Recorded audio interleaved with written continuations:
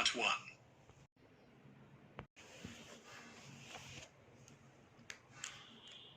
You will hear a man talking to a woman about hiring a car.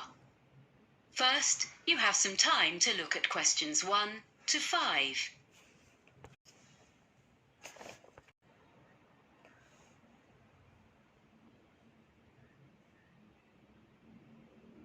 Begin. You should answer the questions as you listen, because you will not hear the recording a second time. Listen carefully and answer questions 1 to 5. Hello, how can I help you? Hi, I'm Carlton Mackay, and you booked me some flights recently to Australia and some internal ones? Oh, yes, Mr. Mackay. I remember you now, of course. Well, I find I'm going to need car hire while I'm in Sydney after all. I think you said you could recommend a good value company? Yes, that's right. Cost-wise cars. They're very good and don't charge lots of extras. They have 3 offices in the Sydney area, including one office right at the airport. So I'll just book it online? Yes, you can book online, but you should have their phone number too, just in case. Of course. That's 1800 705 639. It's on the website, and you can get a discount if you quote your booking reference from us. Oh, what's that? I mean the one you got from me when we booked your flights. I have it here. 743002. Oh, thanks. I guess I've got it at home, but I'll write it down again in case. A discount is good. So, where exactly is the office? I'll be coming to the domestic terminal from Melbourne. It's immediately outside the international terminal. Okay. And another thing I want to check is, will they be open when I arrive, or is it just office hours? Well, they open at 7:15 and close at 6:15 in the evening. So let's see. You're due to land at 6:10. By the time you've collected your bags and so on, which will take a little while, they won't be open. But if you arrange it in advance, they can wait for you. You do have to pay an extra $30 for that, though. Okay. Well, I'm staying near the airport the first night, so I could go back in the morning and save a day's hire? Yes, that'd be better. That'd save you about $50. Do you know what kind of cars they have? Quite a variety, I think. The best value should be under $60 a day with luck. That would be the Echo, I guess. Sorry? ECHO. Like when your voice bounces back?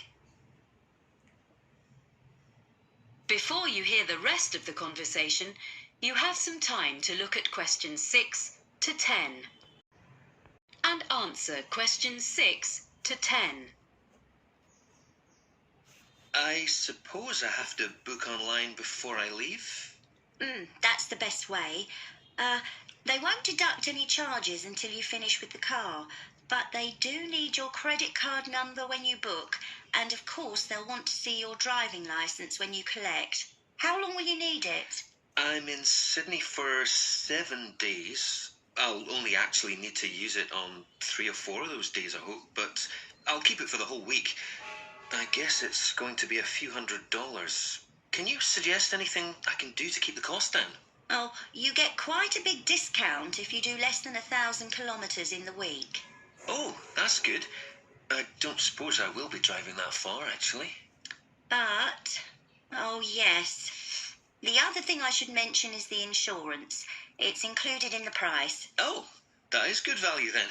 Yes, but what you must remember is that it doesn't cover anything except the car, so you must be careful not to leave anything at all in it when you park, because your luggage isn't insured, even if it's out of sight, locked in the boot. Yeah, well, I think my travel policy will cover that, actually.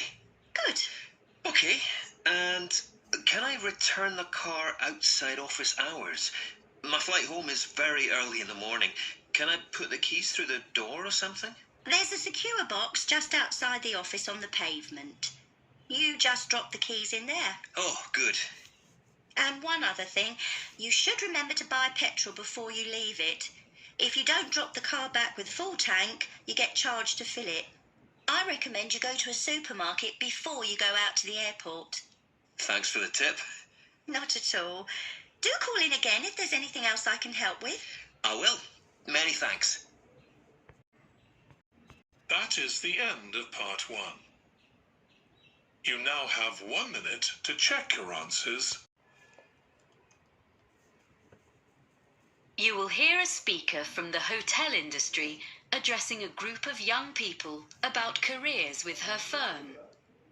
First, you have some time to look at questions 11 to 15 and answer questions 11 to 15. Good morning. It's a great pleasure to be here in London and to see so many people interested in working in hotels. We in the International Finest Group of Hotels are very proud of our business, and we are always on the lookout for quality recruits in every department. Now, I'm going to outline some of the areas of work where we are currently recruiting and the essential skills or qualifications for them. Then I'll run through our recruitment procedure, okay? At the moment, we're looking for a number of people for administrative posts in different parts of the world, and also some roles which involve a lot of travelling. One of our main business streams is hosting special events for other businesses. If you have good communication and organisational skills, with a good level of fluency in at least one European and one non-European language, I'd suggest you think about becoming part of the team which sets up these events for all our centres. This would mean being based full-time in our London office. The work ranges from setting up small meetings a few days ahead to organising international conferences 2 years in advance, so there's plenty of variety. Some of the conferences we run have as many as 1,000 delegates, so it's quite challenging. Then there are some posts available for professionals in the catering field. Chefs we can find. It seems this is a popular career choice in many parts of the world, as in the UK these days, in spite of the exacting standards. But people to manage catering departments need more than a love of producing quality food. We're after really energetic and totally efficient young managers who already have the relevant business qualifications. No training on the job here. And they must share the team's determination to make everything run smoothly at any time of the day or night. Or if you are the type of person who enjoys a challenge, what about becoming one of our relief housekeepers? You'll be a good people person, well organised and supremely flexible. As well as covering UK holidays, maternity and paternity leave, there will be times when you have to fill a key post when someone's sick, which could be anywhere in our European, Middle Eastern or Far Eastern hotels, so you must be prepared to hop on a plane at 5 minutes' notice. The International Finest brand name attracts visitors from all over the world and on all kinds of business and leisure trips. Our swimming pools and gyms need to be run by people with the highest standards of customer service. You don't have to be a great athlete, but smart appearance and a pleasant manner are necessary. A diploma in sports science would be the minimum requirement here. Lastly, I'd just like to mention that the main London office has another vacancy.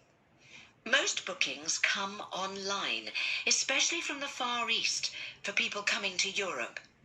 If you have fluency and some keyboard skills in, for example, Spanish or any Far Eastern languages, either having taken a degree or preferably from having lived and worked overseas, you might be just the person we're looking for to deal with email bookings and queries in the office here. A flexible attitude to working hours is also important, as you may have to come in outside normal office hours. Before you hear the rest of the talk, you have some time to look at questions 16 to 20 and answer questions 16 to 20. So that's an overview of the kind of jobs. Now, how to get them. First of all, provided you have a UK work permit, you can go online and register an interest in working for us. By return, you'll receive a unique applicant's code, which is your personal identification number and which we'll use in all communications. Along with that, you get access to the Human Resources website, where you should make sure you understand the legal terms and conditions which apply to all our employees. That's also where you can then download the application form, fill it in, and send it back along with your CV. You'll know within 48 hours whether you're being considered, as you get an automated response. Sorry if it's a bit impersonal, but at least it's quick. Hopefully, if we like the sound of you, there will be in that automated response a list of times for an initial interview, which will take place by telephone during the following week. You confirm by email which of the time slots will suit you. Provided the interview is satisfactory, at that point we'll ask for any evidence of qualifications required, which might be your degree or diploma certificate or so on, which you have to send certified copies of, and we contact your referees. The last thing you have to do is you come along and have a look round the International Finest Group head office, get to know some of our team in Human Resources face to face, and participate in a one-day recruitment seminar, which involves a number of group and individual activities, along with other potential employees. Then, with luck, we'll offer you a job. So I hope you like the sound of joining our organisation. End of part 2. You now have 30 seconds to check your answers to part 2. You will hear a student of landscape architecture discussing a project with his tutor. First, you have some time to look at questions 21 to 24.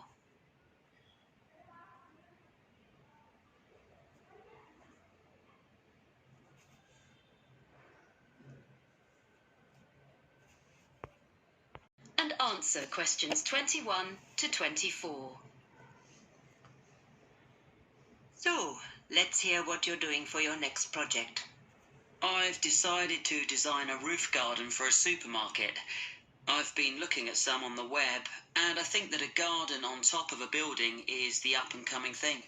Okay. So you've done a bit of reading already? What benefits would there be for the client? Why do you think a supermarket chain would be willing to meet the expense of construction? You do realize that would be the first thing they raise. Yes, I know. But I'd explain that in spite of the initially high expense, they would save that much in approximately 5 years. Well, I'd have to do sums. I mean, calculate specifically. Yes. How would the saving come about? Mainly through lower heating and aircon bills. The extra insulation offered by having a layer of living plants in the soil would make a huge difference. Okay. But they might feel the expense of maintenance would be an issue. After all, supermarkets don't normally employ gardeners. What I thought was, if they made it a community garden, rather than a simple, low-maintenance green roof. So there'd be public access? Oh, yes. Then there'd be a sense of ownership in the local community, and people could take responsibility for it, instead of the supermarket paying a commercial company, and it'd really boost their public relations. That's a good point. And have you been looking into how roof gardens are built nowadays? I'm still exploring that. But if I take advantage of the latest technologies for roof gardens, it shouldn't be too difficult. But in any case, you have to use lightweight materials. But that's a matter of making the right choices. You can even use quite traditional ones, such as wood, for the planting areas. Yes, that's what I thought. It'll look good, and it isn't too heavy. But for the basic construction, the issue you have to address first is the material used between the building and the garden. You mean the barrier fabric, which ensures there's no chance of rainwater leaking down into the building? Yes. Nowadays that is very good and quite easily sourced. Then, on the other hand, there's the business of water within the roof garden itself. You mean drainage? That's an important feature of the construction in any roof design. Yes, but I think most drainage issues have been well understood for quite a long time. Okay. But another thing is with plants in an exposed situation, you usually need to find ways to optimize rainfall. Yes, because rainwater is best for the garden, if you can store it for when it's needed. What I've been looking at are some buildings which use fairly conventional storage tanks, the kind that have been in use for decades, but have them linked to modern automatic watering systems. Sounds complicated. It's less so in practice than it sounds, I think. I've been researching them, and actually the latest ones definitely work very well, and they can be electronically regulated to suit the local microclimate. That sounds interesting. You seem to have been doing some thorough research. Make sure you reference all your sources when you write it up. Yes, sure. There's one more aspect I'd just like to run past you if there's time. I want to include a light feature in the design. Of course. I've got a sketch here. Let's have a look then. The rest of the conversation, you have some time to look at questions 25 to 30. Now listen and answer questions 25 to 30. Well, I was really impressed by something I saw on a roof in Cornwall, and I'd like to design something similar. You have an area of planting, and I'm thinking of installing this lighting in an area filled with low-growing evergreen shrubs. You'd have to have lights and things well away from anywhere children might be. But I can see this could be very effective, if a bit complicated. How would it work? On this drawing, this is a section view. You have this low wall on the right. Yes, that's it. This is just one element, and these areas would be repeated all round the planted area. I think this will probably be a wooden wall using reclaimed timbers with an angled ceramic top surface. Perhaps even ridge tiles, like they use on roofs? Ah, yes. That'd be just the sort of thing. And that'd make it weatherproof. And then the heavy-duty electric wiring comes up through the floor just outside the planted area and into the wall. Then it's brought through to a projector low in the side of the wall, and that sends a beam of light along the fibre optic cable. So there's no electricity in the actual lights. The fibre optic goes across the surface of the soil in the planting area. Yes, that's the beauty of it. The shrubs will soon grow to cover it up, of course. And then the cable goes past a wooden post, which is between the shrubs and can be a support for them as they grow bigger, and then runs up into each element of the installation. So the light beam is carried up to the top of each element and illuminates a kind of conical glass cap? I see. Is that the bit which would glow in the dark? Yes. And what's the cap supported on? Is it a wall? No, it's a slender acrylic rod, like the stem of a flower or mushroom, which the cable runs up inside of. Well, I'll be interested to see the final drawings. Oh, thank you. I'm looking forward to putting it all together. That is the end of part 3. You now have 30 seconds to check your answers to part 3. You will hear a geography student giving a presentation about sand to fellow students.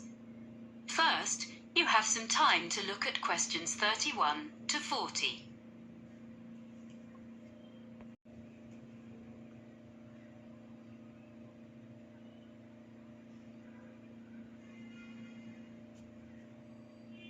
carefully and answer questions 31 to 40.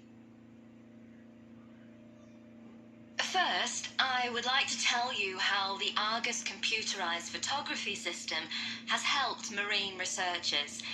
Then I shall talk a bit about sand collecting. Well, Argus is the system Dr. Rob Holman developed when he was working at a research pier on the coast of North Carolina about 20 years ago. This pier stretches out over the water, and it's the longest research pier in the world, with an observation tower on the end of it.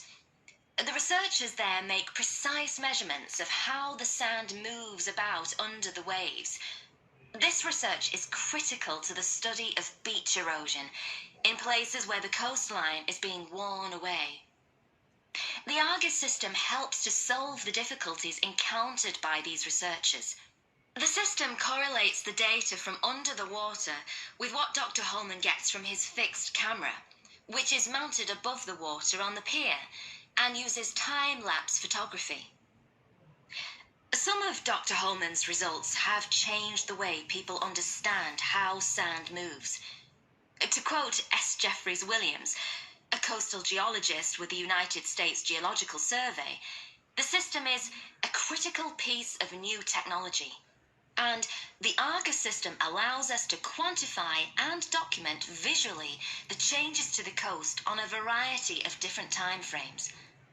A lot of these take place when there is a storm, or at other times when it is difficult to have people out on the beach making observations and taking measurements. Up to now, Argus installations have been installed in places in Oregon, California, Hawaii, England, the Netherlands, Australia, New Zealand, Spain, Italy and Brazil, as well as in North Carolina. Now, I'd like to introduce Dr. Holman's sand collection. He started collecting sand in the 1980s, and he still collects it now, even though he has around 1,000 samples. They come from his travels and from geologists and amateurs all over the world, and the collection includes sand from each continent, including Antarctica. People send him sand in envelopes, plastic bags, paper towels, and all sorts. Each is stored in a glass jar, which Dr. Holman labels by latitude and longitude of its origin, as well as he can work them out. Sometimes the information is a bit sketchy. Anyway, it's mainly geology students at the university who study his collection, and they can learn a lot from it. For instance, one set of tubes displays sand from the east coast of the US, so you can see that the sand gets lighter and finer from north to south.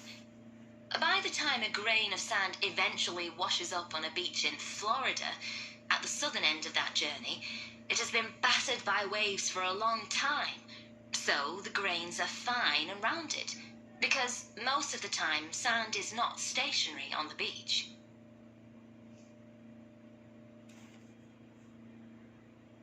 So, if you'd like to collect sand and maybe even send some to Dr. Holman, how should you go about it? Well, the list of equipment is very short and easy to find, but you should keep a supply when you're traveling, as you never know when you'll come across an interesting sand sample. One really handy thing for digging sand, especially if it's hard or frozen, is a spoon. It's perfect for that. If you're traveling by air, it'll have to be plastic, but metal is preferable, as plastic tends to break. You need something to put the samples in that is damp-proof and easy to carry. You can just use plastic bags, but you need to record the location and date on the bag, so you must also have a permanent marker with you, because you can never assume you will remember where you gathered a sample from later on, and you don't want it to rub off before you get home. And that's about all you need in the field to collect sand. When you get home, your samples should be logged in a notebook or computer. You need to note the location and be really specific as to exactly whereabouts on the beach you gathered your sample, low tide mark, under cliff area, etc. Then you store your sample. You want to keep everything in good condition and avoid contamination. So first you make absolutely sure that each sample is perfectly dry. You don't need any complicated apparatus for this. You can just air it out on layers of newspaper, which is suitably absorbent. Most people find that's the best way. Then, lastly, but this is really important, before there can be any chance of confusing this latest sample with another, you put it in a clean small bag or a jar, and you must stick an identification label on straight away. Some people put one inside as well, in case the outer label falls off, but that's up to you. About all you need to know to get started as a sign collector. Any questions? End of part 4. You now have 1 minute to check your answer.